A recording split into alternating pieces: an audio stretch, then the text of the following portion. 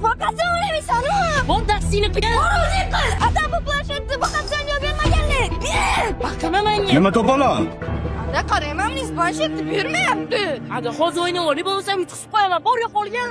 Boshida olib berganimda. Ada urushmasdan, talashmasdan o'yinimizni va'da beruvmadilar. Nima bu holat? Sen qo'sha bir-biringni o'ldirib qo'yasan. Va ikkala quloqing bilan eshitib ollaringni. Aka-ukalar hech qachon bir-biri bilan urushmaydi. Naborot bir-birini himoya qiladi.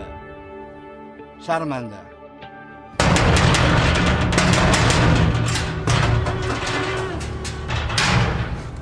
Urushmasdan o'ynalaring.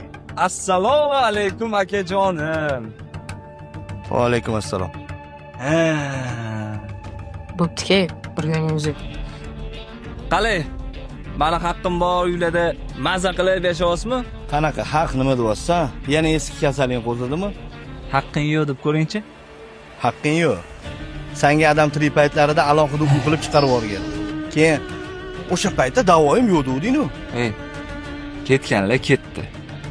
Bu gapni men adamga aytganman, sizga emas. Tushundingiz-a? Nima demoqchisan bu gaping bilan? Kitobida uy kimga qolish kerak? Kichkinaga. Shuning uchun yo uyga yarmini pulini bering yoki bo'shating. Sotaman. Qara ukam. Agar adam tirik bo'lganlari, O'lgan o'lib ketdi. Tushundingmi? Uyni bo'shat. tushunmadim. Nima?